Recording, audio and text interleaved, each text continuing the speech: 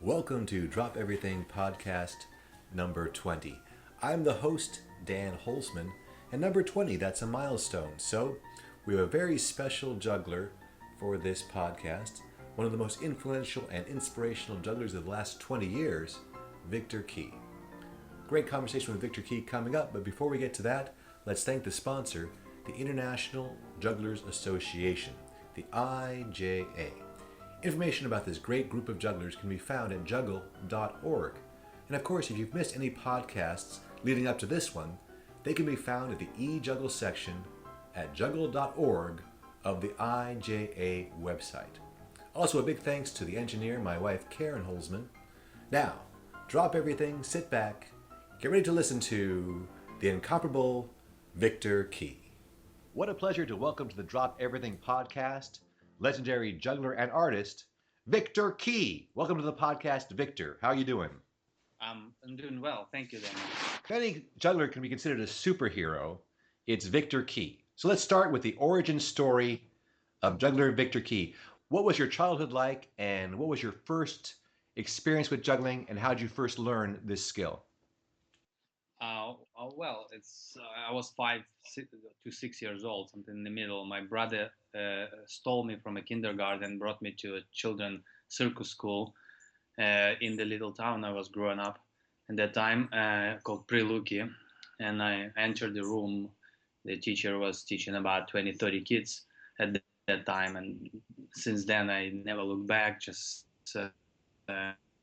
joined that circus studio and learn how to juggle, tumble, clowning, even magic, So, but juggling caught my eye since I was 11 years old. Just I was better into this than the rest of disciplines. Stick to it since then. That was my quick story how I began. And who was your first teacher? Did you have a teacher that was your primary teacher in the beginning? In the beginning was the main teacher, just the general teacher, Alex Gruzin, and he was a juggler before, and before he became teacher in this children's circus studio. And he used to juggle like big objects like tables, chairs, little brooms, anything in around. His act was quite fabulous. He juggled objects around his room. And then that was his, even the billiard ball, something like that. So we were fascinated by that as a kids because, I since I'm a kid, I like to juggle just balls. I didn't like bigger objects, so I stick to that. And what age were you when you started to specialize in juggling? I was 11 because 11 I started to do like little dance and break dance. Was a big, it's a beginning of 80s, so it was like breakdance was booming in the Soviet Union. So I was quite good in that, and I incorporate 3-ball juggling with the breakdance, and the act become more successful than the rest of my acts, like clowning and group acts or acrobatic. So I started to like it, that people like what I do solo on stage, and won a few festivals around that Soviet era. Competitions between studios and children groups, and then that's something people like, so I stick to that since I'm 11 years old. And what age were you when you attended the circus school in Kiev? Yeah, I was 15. That was exactly the year when Chernobyl blew up in Ukraine, and we were actually postponed the exams into the school because we didn't know where the radiation will go, and I enter. That's exactly the year I will always remember because of that huge incident in the world. And it was about 150 kilometers away from where I was living. And we then got the phone calls to everybody, the students, and say, "Oh, the radiation went away from Kiev, so you're welcome to come back and join the circus school." And what is training like? How many hours per day would you focus on juggling, or overall, what's the day like, and how much of that time would be spent purely on your act? So the first 2 years, and this is 4-year circus school, right? So the first 2 years, I would only do maybe 2-3 hours a day on juggling, and the rest would be different disciplines, including mathematics, physics, and chemistry, and literature, because it was a college of circus arts. So then second year would be a bit more on juggling, and the third year you can choose. Are you gonna specialize on what discipline? So I choose, of course, juggling. Then they dedicate full time for you only on juggling, and they give you choreographer, a regisseur, like director, dedicated teacher, and you only spend like 8 to 10 hours a day just on juggling. You don't have to do anything else unless you sign up to it. So the third and fourth grade, 2 years in a row, you just develop and polish jazz juggling routines. What was the name of the choreographer that helped you develop your act? The first act I developed, it was a breakdance juggling, but more like advanced, like I'm trying to push that idea. It was Nikolai Baranov. It was quite famous if you know Gennady Keel. Gennady Keel was one of the jugglers that kind of graduated in 1987, I think, from circus school, and it was directed by Nikolai Baranov. And he won a silver medal in Cirque du Soleil that year, 1987. Was a huge success, kind of interesting juggler. Now, I know there's a story behind your act. Could you tell us what the story of your act is? The act with the first act that I graduated with was I wanted to be like an alien. Is because I went to see Terminator movie, and that time it's like 89, I think, in the 90s or something. And there was the bad guy arrived in the alley, and the aura ball was around him like a lightning ball.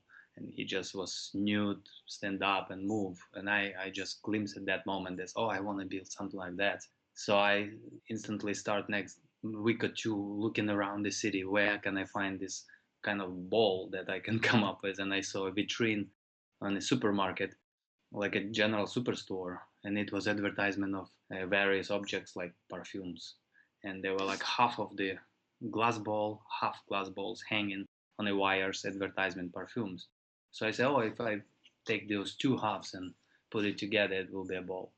So I paid 2 bottles of vodka to a guy that was a cleaner, a night somebody night guard there, and he stole it from me basically, because you cannot get it. Was that the act you did with Cirque du Soleil, or this was before that? Oh no, that was like 1991, 92 when I started to develop the act to go to Cirque du Soleil, way before Cirque du Soleil.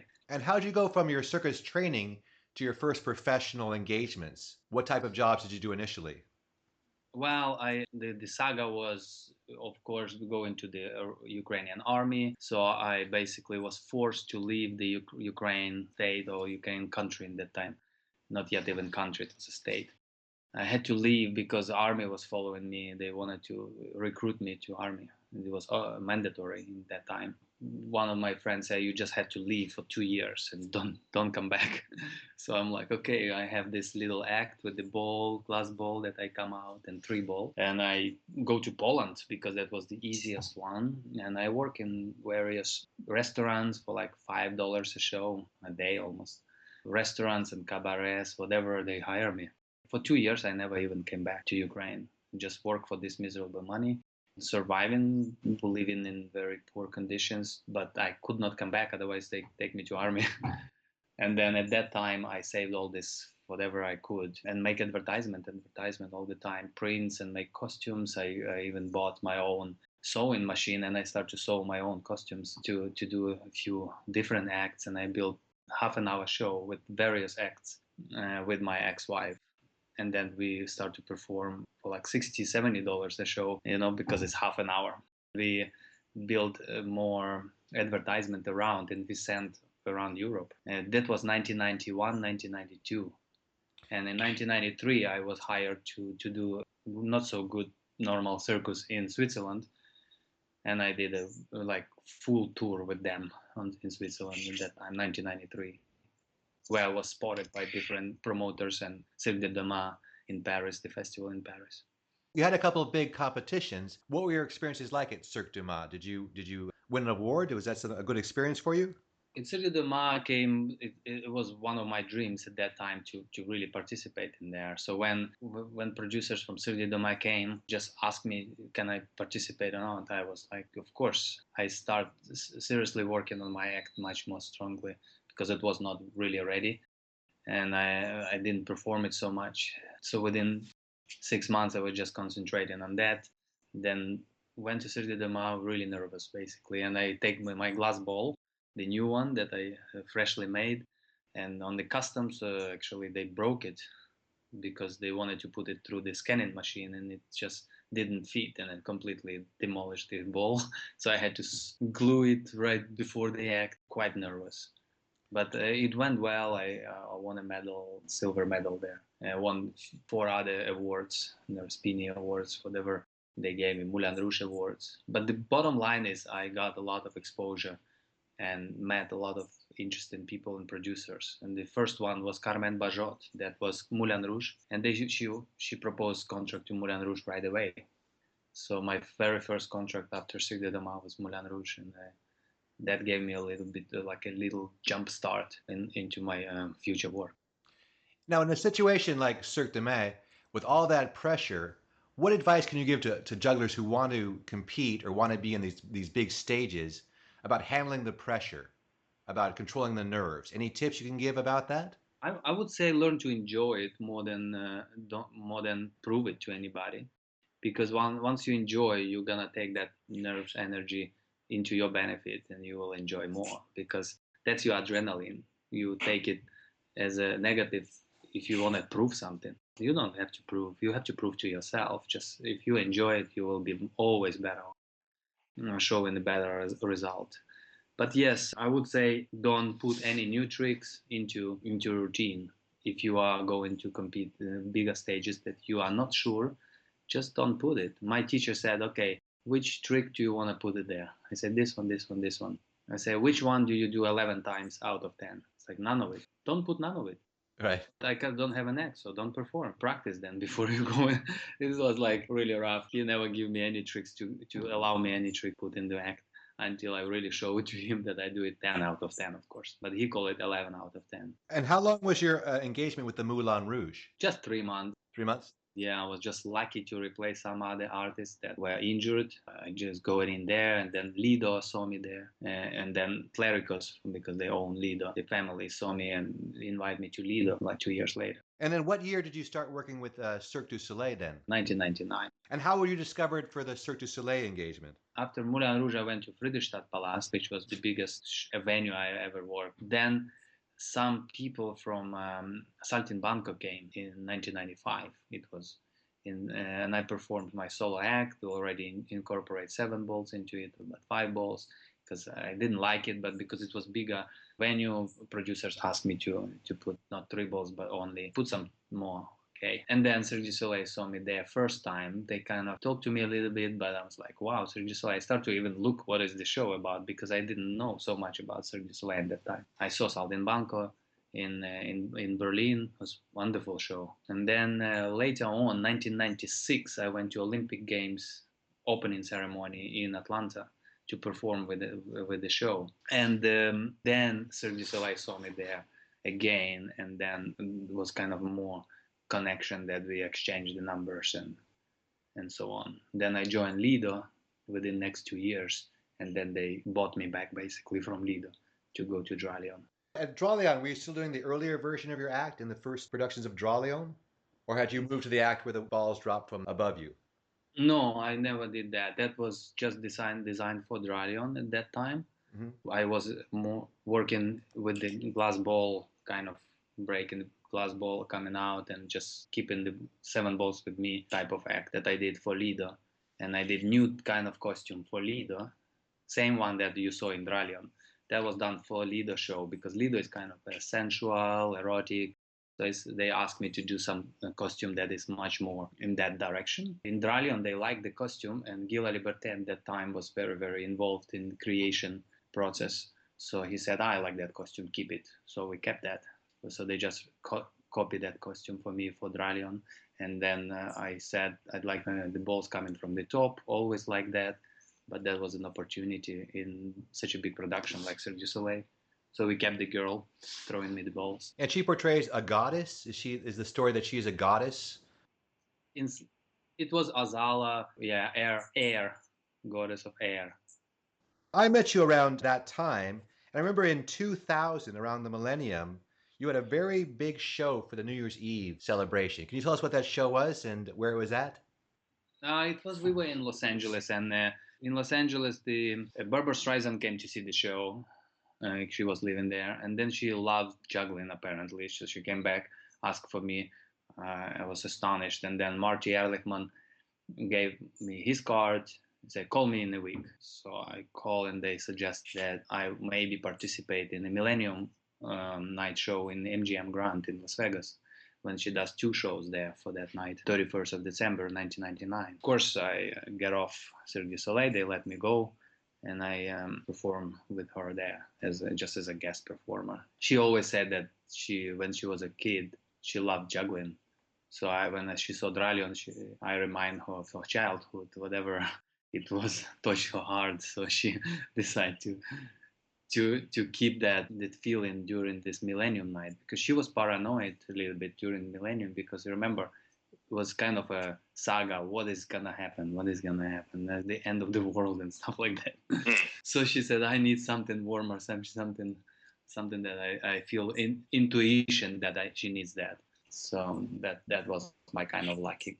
Plus, I remember when I met you, you had this beautiful sports car, and basically that engagement paid for the sports car, if I'm not mistaken, because you were very well compensated for that performance. Yeah, well, it was already, yeah, I had a $50,000 for a show, and that car was 52. So I said, okay, it's almost paid off. Not bad. I was talking to the juggling historian David Kane, and he said to ask you about the train station incident. Oh my God. I'm not sure what that is, but maybe you could tell us what the train station incident's all about. Yes, this is, if you really want to hear, this is not such a good story. It cost me a lot of money, that story. So basically, do you know my drop machine, how it looks like? Well, we had you in the show at the IJA. It's a big machine that's mounted to the top of one of the risers above, but it's fairly large, as I remember. Yes, that's exactly that machine. And when I came back, probably somewhere from Europe around, I don't remember, I was in Hong Kong. I flew back to Berlin. We were in Berlin. I was in Friedrichstadtpalast. It's 2009 already. I left Dralion and I work in Friedrichstadtpalast again. But this machine, if you imagine three tubes, in 3 tubes they are filled with balls, and there have motors that in the bottom of these tubes that distribute the balls down. So then in the middle of this machine, you have a little kind of a mechanism, like an electronic, with battery, with the little sensors, with the like computer board almost, that is remotely controlled and pre-programmed, especially by time. So you have a timer there. So you have 3 patronage of the balls, like 10 balls, 10 balls, and 10 balls, right? And balls are filled with semolina, is what I use. The balls are just half sand, kind of, right? So you have a substance inside the balls. So imagine how it looks on this X-ray. So now the story begins that I'm arriving in the train station. I have the ball drop machine, I have my glass ball, I have another props, and I have like 3 bags. So when I arrive in Berlin, I unload machine, I go back to another bag, I try to unload, but the door closed and we left. So the ball drop machine with this special metal case that is locked is remain on the platform in Berlin train station. So the train's flung away, but your drop machine's still there. So I put it, I go back to my seat. I wanted to pick it up. When I go back, the door is closed and we're moving. So I moved to the next station, like 15 minutes away. And then I took a taxi back. I go in by taxi back with the other 2 bags, like really heavy, rushing. I say, I don't want to lose my drum ball machine, it's important. I have a show tomorrow to do. I arrived to the train station about maybe half an hour later, and I could not get in. There was a traffic, there was a media around, there's lots of people, and the police make like a little line around, like a yellow line that you cannot enter. So they immediately told me that you cannot enter here. I say, no, I forgot my bag. As soon as I say I forgot my bag, they basically handcuffed me in the back, somebody, I don't even remember who, and just brought me really quickly to some kind of van, and we went to they basically arrested me. Did they think you left a bomb or something? Why did they arrest you? Yes, that was, and already in the news they said there was a potential threat. There's a kind of special device left on the platform in the busiest train station in Europe, and the robot came to see to make a scan to what it is, and they saw mechanism with the battery, with the timer, with the patronage of 30 volts substance inside. They had no, they definitely thought this is a bomb. Did they destroy it? Did they try to blow it up or something?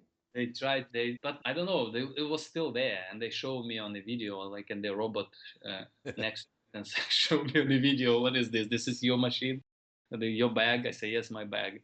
What is this? And they really were rude to me in the beginning, but then when I told them I'm a juggler, I just trying to bring, I forgot it, and so on, so on. Of course, the story didn't believe since the beginning, and then they show me picture of X-ray pictures, and I say, and you tell me this is juggling equipment, and it looks like a bomb. I'm telling you, it was so funny. I was shaking, but then it's just really interested. So I say, oh, this is exciting. It's like a movie, and everybody's the train station was blocked. It was like media around and police and lights, crazy.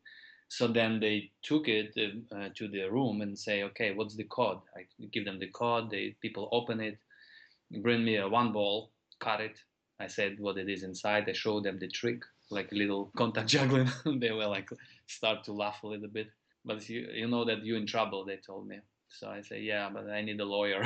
So I hired a lawyer, and we kind of get away with a little bit of money because so it was not my fault, but they charged me for to all the costs and stopping the trains. Because they thought it was a bomb, they had to do all this stuff. Even Yes, though it yes. wasn't, they charged you for the fact that you left it behind. Fans, it was not my fault, but in the result it cost a lot of money to this, and so my lawyer had to fight that they could simply block one line instead of blocking the entire station. It was like hundreds of thousands of Hmm. dollars damage, and but he kind of argued, so I basically paid for one line that was blocked for an hour and a half.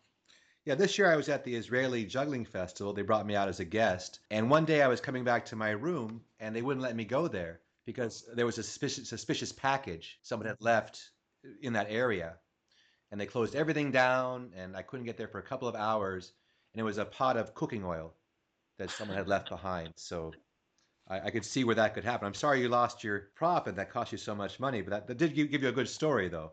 Yeah, but they gave me broke back. They just cut one ball. That's all. They could not take the prop. Yeah. Now, if they see my drop machine now that is pre-programmed with the sequence and this is like high tech, that would be even more. The other one was simple compared to this the current one. You started with Dralion. How many different productions of Cirque du Soleil have you been with? I did Dralion and Amaluna. I did Dralion almost 7 years, and then I left for 4 years and came back to Amaluna. Now, I saw you also in Teatro Zinzani in Seattle, where you did a dinner theater, where you played a character throughout the entire show.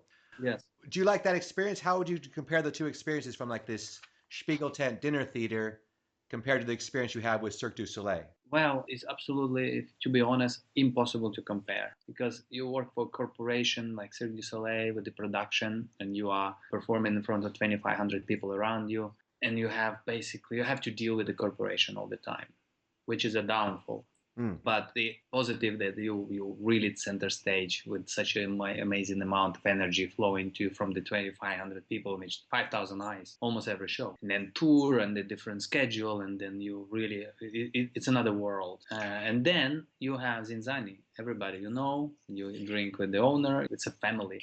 And then you create that you want to change this, you do it. It's an organic work that you enjoy that, but you miss that in 100% concentration on you during the act because people come to see the dinner, they eat, they maybe watch. If somebody's drinking, that's the downfall there. But you have an advantage of having this organic family movement, and you really can cook your artistry and change whatever you want. When I've seen you, you have such good charisma on stage. So any character you play, it just seems like you add so much just by being on stage, even if you're not the focus of the action.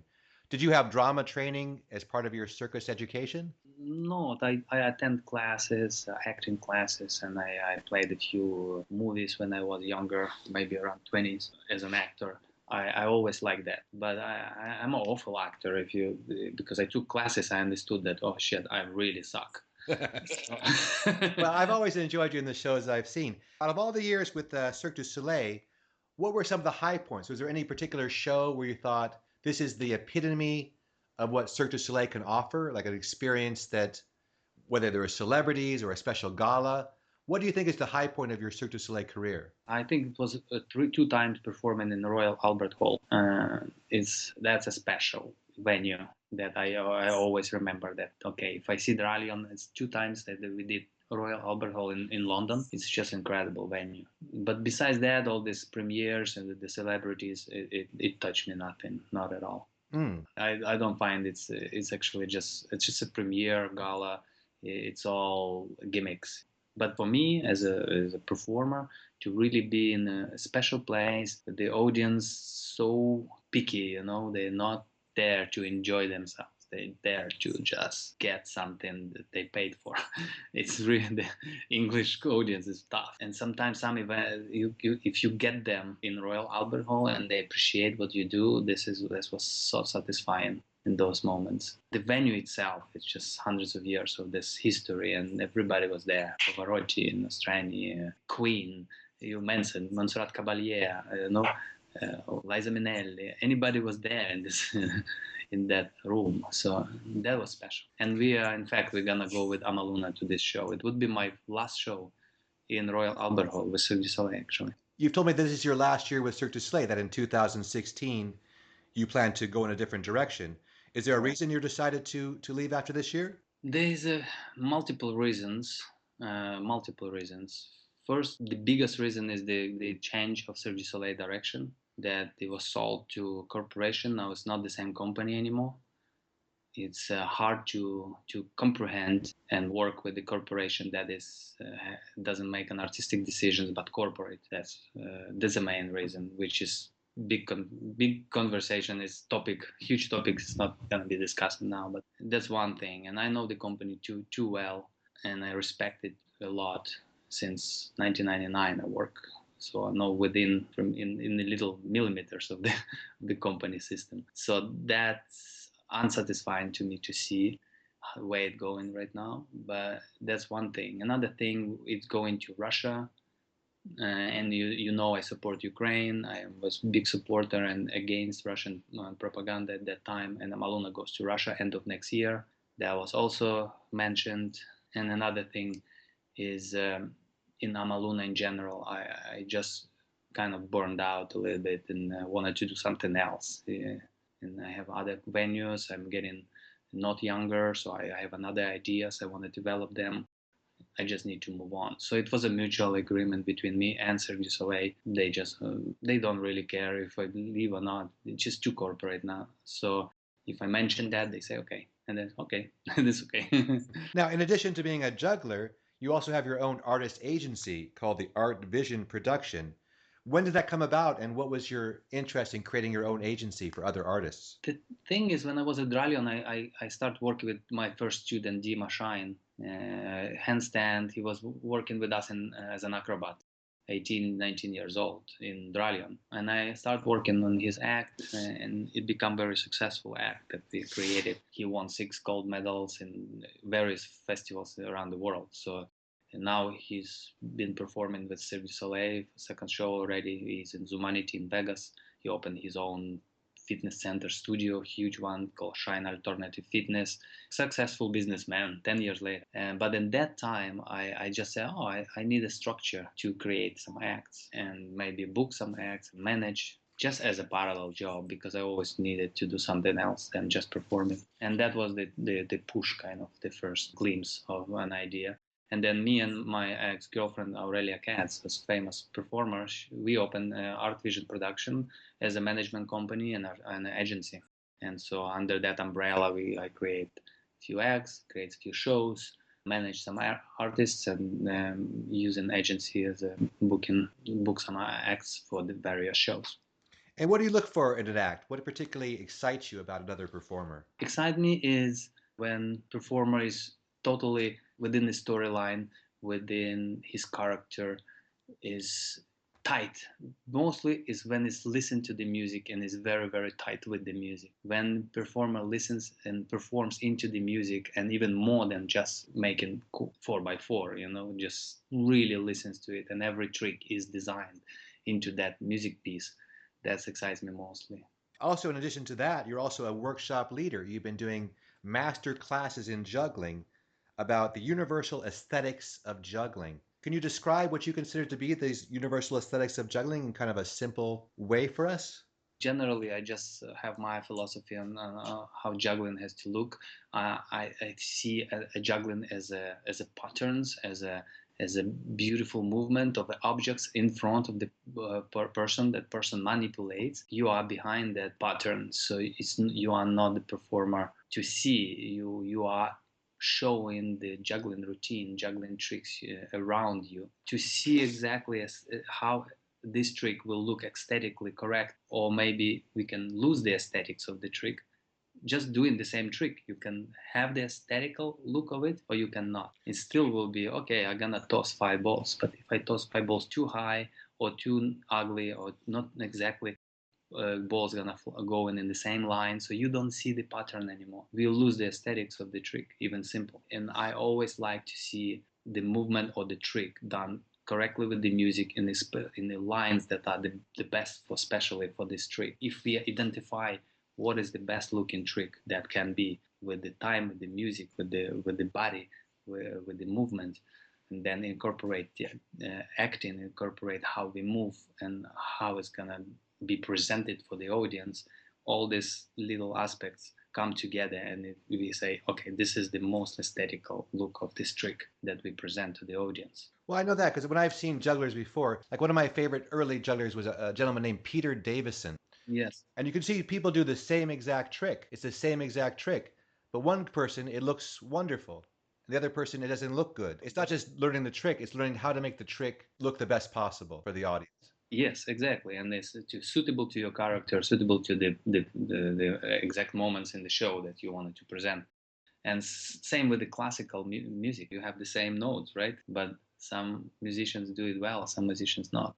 There are subtle differences between execution of some certain movement or trick that identify, oh, this is aesthetically maximum correct, or this is maybe not so aesthetic. So I move towards the aesthetics. I move towards more simple to make difficult than make difficult simple trick to look difficult. Now, another thing you teach in your classes is a practice structure. What is your philosophy about practicing and how to get better, the most efficient way?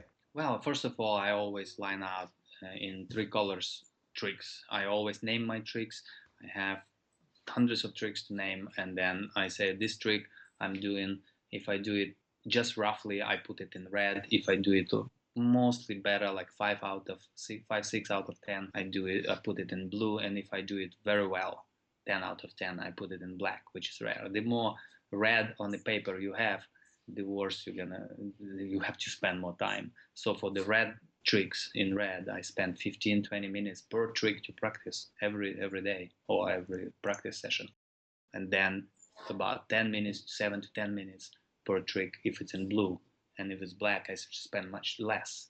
But then I might just develop those in black tricks and try to move with them, incorporate more movement and the character. And do you practice any props besides the balls? No, since I'm a kid, it's just I did juggling act in Switzerland. I did second act was like with rings, with clubs and bigger balls, just larger. Now, you're known, of course, for your amazing physique. Like your physical presence is very impressive. What part does physical training play in your regime?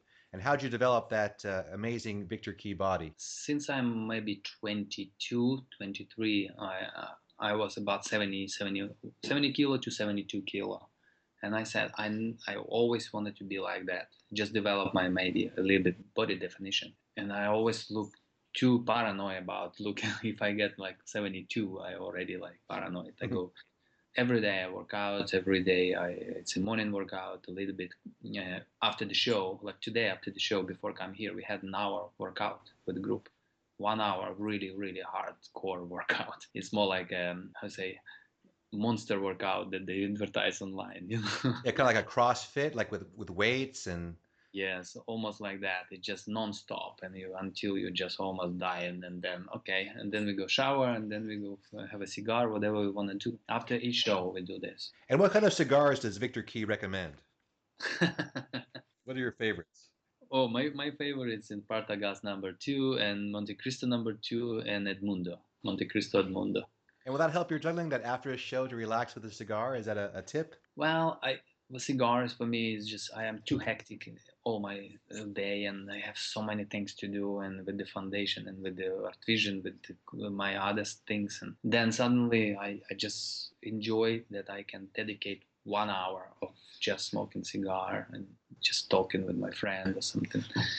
It just gives me that hour of really not thinking about anything. Yeah, I learned how to do that, and that brings me back balance, I think, because I'm actually very active in general.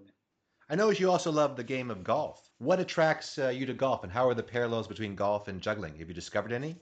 Oh yes, it's a big parallel. It's a similarity actually, because in juggling you never have become the best you want to be, and golf the same. You're always a student, and there's an infinite possibility of improvement. It's same. It's just if you don't practice, you get worse. You get if you practice, you get lost. It's too much practice, you also get lost. I found myself getting very frustrated. I played golf for many years. It's like juggling. It's such a combination of mental and physical. It's a lot more difficult than it looks, and you can get lost in it for years and years to try to develop ability to play. It's an amazing game. One amazing game, and it's such a beautiful technique. And what is interesting that juggling, you don't try to prove to anybody. If you are really love juggling, you don't prove to anyone what you are. You prove to yourself mostly first. And golf is the same. You against yourself, and this is juggling the same. And the technique, the detail of a small change that can make a difference is the same as in golf. And so I enjoy that, and also traveling because it fits with my tour, with my lifestyle, that I enjoy that you never have the same shot again anywhere in the world. You never have the same. It's like not never have the same stage. The same. You always, if you move in, you always have a new show. It's fresh. You never have the same routine to do because you do it for just another time, and it's now. It's not repeating anything. It's just so fresh. So for me, this is a lot of similarities. And I like the fact that you never golf or do a round, say with same shots all the time. It's just always different. And like you say, when you travel to see different golf courses, because golf courses can really be very, very beautiful aesthetically. They can be very beautiful places to walk around and spend some time. So I Yeah, imagine in your travels, you've been to a lot of different wonderful courses. yeah, amazing courses. Yes, my favorites are in Asia and in Colorado. These two places. So there's a beautiful courses anywhere in the world. The only I haven't been is in New Zealand. This is something I dream to go. Now, I know you're very busy, but even though between all these different activities, you found the time to create your own foundation to give back, which I find very admirable. Can you tell us a little about the Victor Key Foundation and what your philosophy is? Yes, Viktor Kee Foundation. It's basically I always wanted to come back to the roots where I grew up. When I grew up, it was 6, 7, 8 years old. I was given the choice of practicing the circus arts, which was governmental institution given to me for free. It was a children's circus studio, and the teacher was paid by government and just teach kids and inspire us and show us what the circus world is about. Then suddenly it doesn't exist like in Ukraine. And I always dream to be involved in that, to give back, because I think now that the non-profit organizations are replacing and supposed to replace those before government funded organizations, because government don't fund this stuff anymore, especially circus become a little bit outside. But circus is such a beautiful, strong social involvement in the communities, and especially for children, because I was a victim of it for luck, and I'm lucky that I was. I wanted to always give back. So for start, I said I'm gonna open my foundation, have an umbrella, proper non-profit organizations with a good team, and I will go around, put together teachers and volunteers, educate kids in regions of poverty that don't have these organizations that I grew up with in Ukraine. And we went to Argentina, Uruguay, some in the States. We went to Kenya. The last project was recent, was in Kenya, in Nairobi. We incorporate with the kids around that in the hospitals, the sick kids, autistic, blind, with the brain disorders. We bring them together and we introduce circus to them as a form of joy and form of practice that they can get involved between each other and experience that they can do something that no other people can do. Basically, this is a big step for these kids. And we also incorporate local circus studios or circus schools, if there are some, incorporate, and we create a show, and we invite all the other community kids to this show. It's my projects like this. Yeah, you say that art helps the world, that bringing art helps the world. And I think that's a wonderful slogan.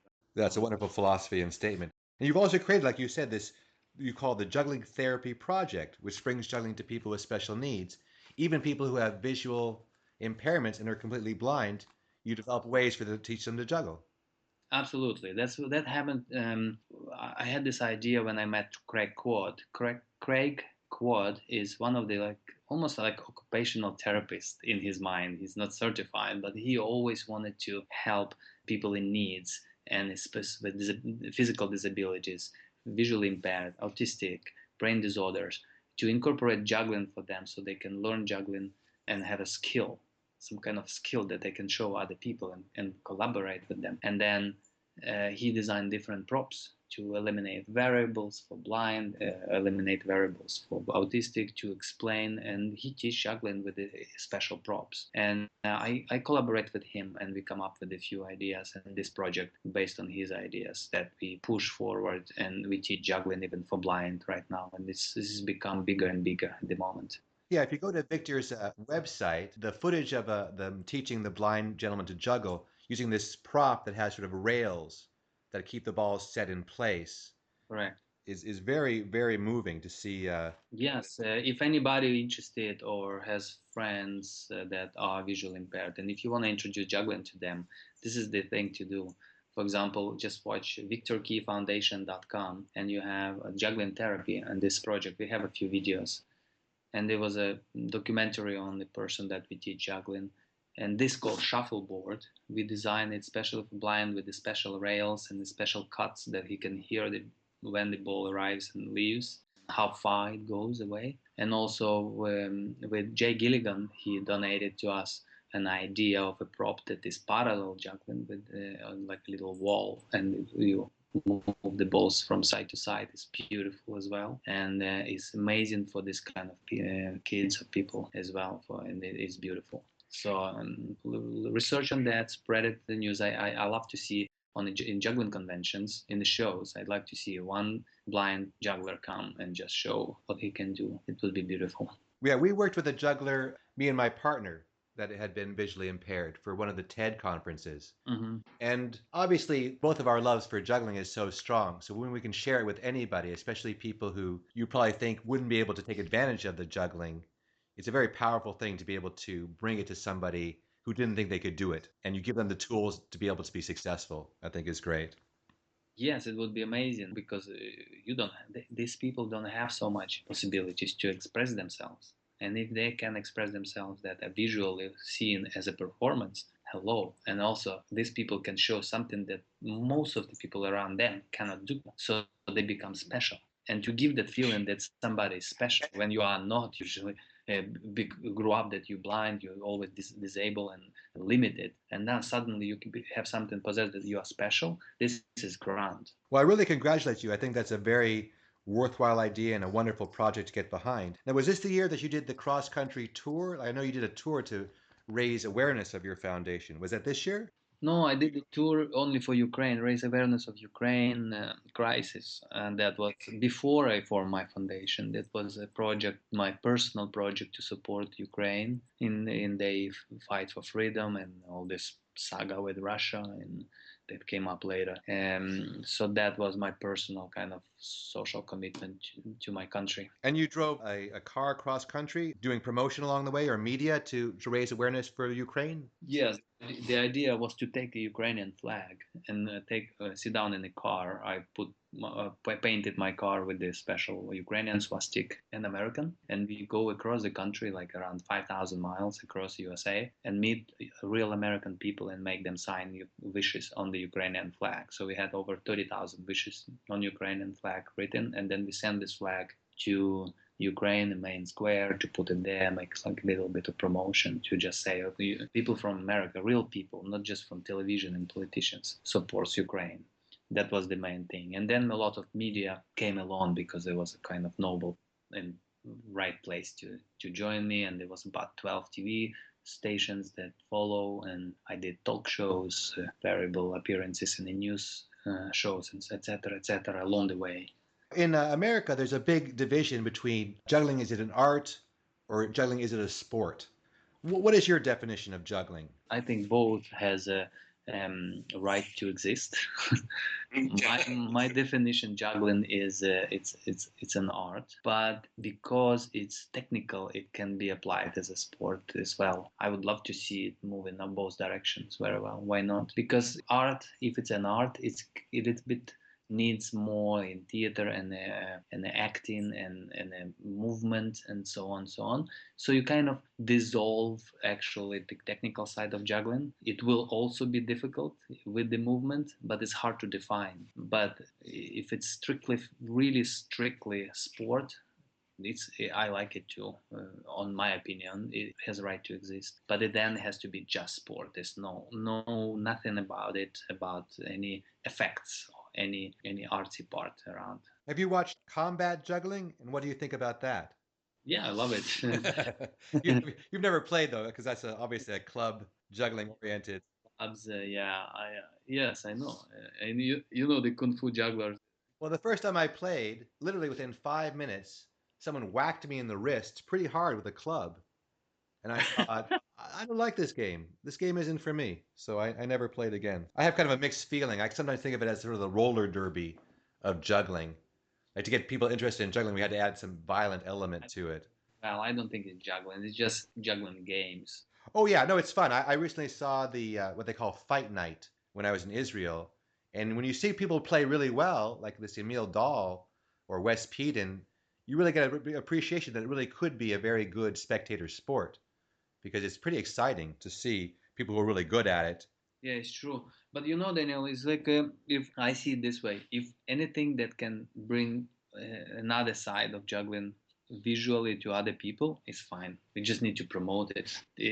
Like any other, the more audience we can get from every side, diversify. Let's say, juggle, make it popular. Yeah, and the whole time you've been involved with juggling, me as well. Why do you think that juggling hasn't gained more popularity? Like if you look at the same time that I've been involved, you have an activity like triathlon, which came along years ago. It was very small, and now it's this multi-billion-dollar industry. And here we have juggling, which seems more accessible and cheaper and easier for everyone than something like that, which never gained any popularity. Why do you think juggling is an activity that hasn't captured the imagination of more people, of the masses? It's an interesting question. Too hard initially, you think, or learning curve? Or do people have an image of it as kind of a geeky activity?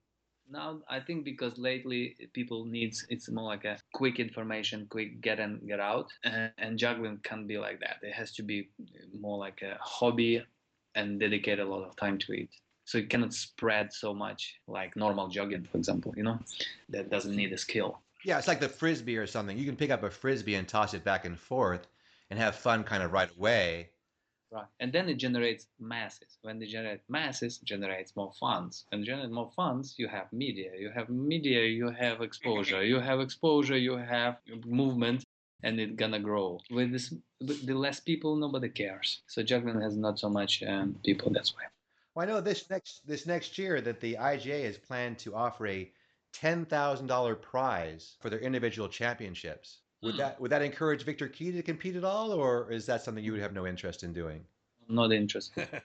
I guess there was also like Russians Got Talent. Here we have America's Got Talent. What do you think about these televised talent shows? Business, they ask me every year, and I never want to compete that because first of all I'm much older to compete. I don't want to stay there and somebody tell me how bad I am or how should I do something. The person that knows nothing about what I do, it makes no sense. I rather perform in Monte Carlo festival that has a jury that actually knows me and respects what I do. And then if I do bad, they just put a number. I don't have to be talked on the TV in front of other public. I don't think it's nice. But it creates buzz. It creates exposure. It's okay.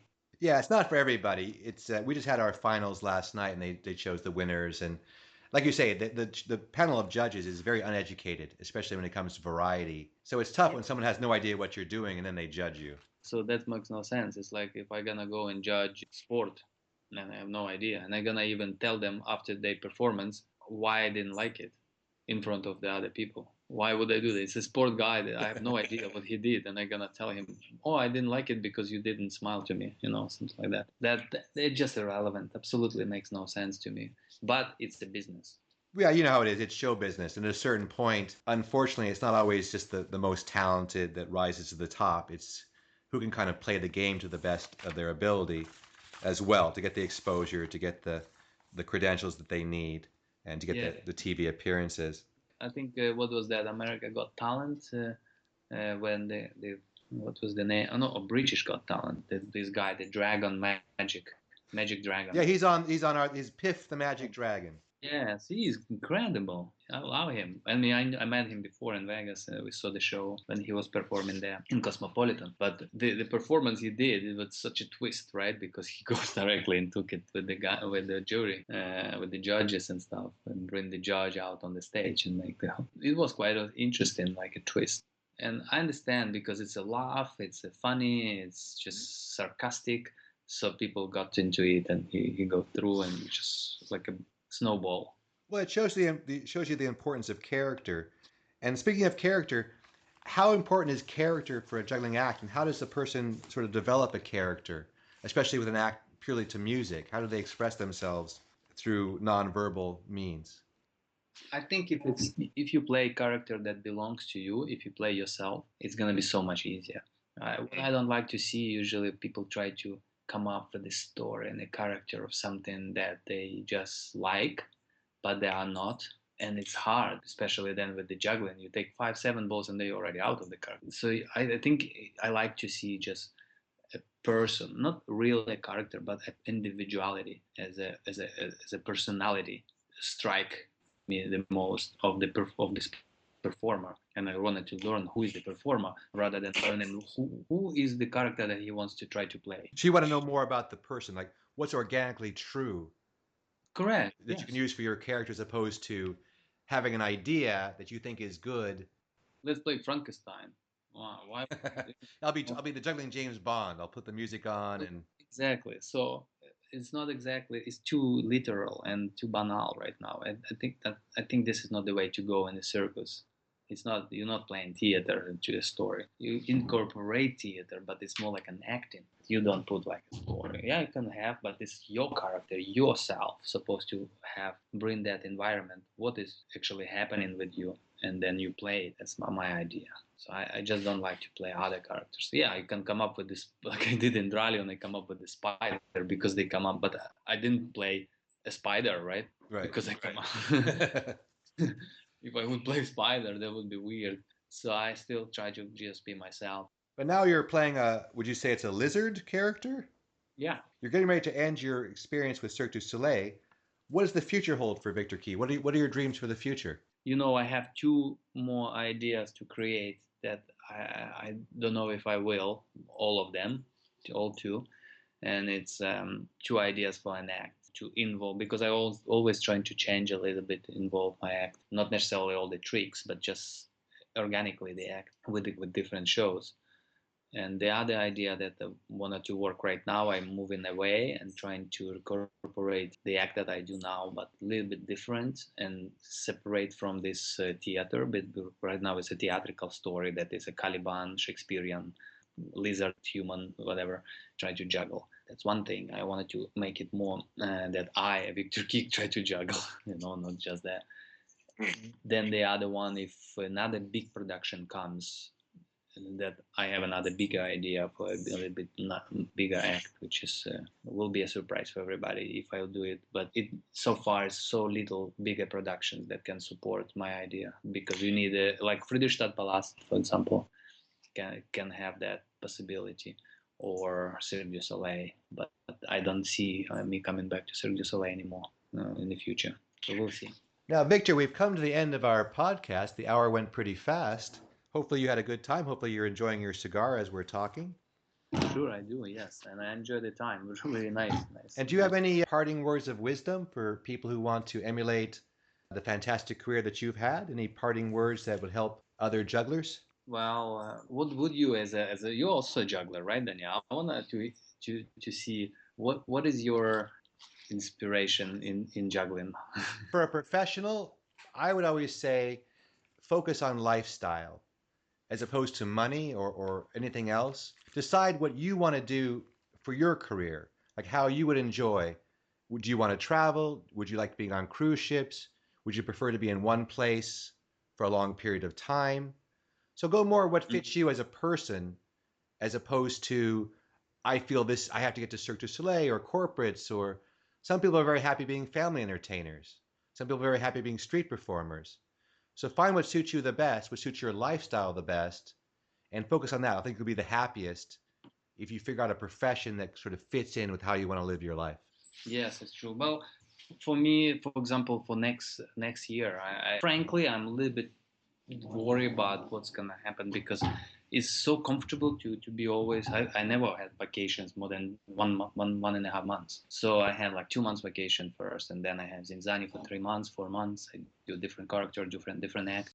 Then I moved to Germany and work a little bit in Germany. But I don't know exactly what's life gonna be. But if I will choose, if I give me a choice to tour or to be on one place and work in one place, I take now in one place. Like a year ago, you asked me, I would say, I bet $1,000 I want to tour. I'm so sick of touring now. I wanted to just stay in one place.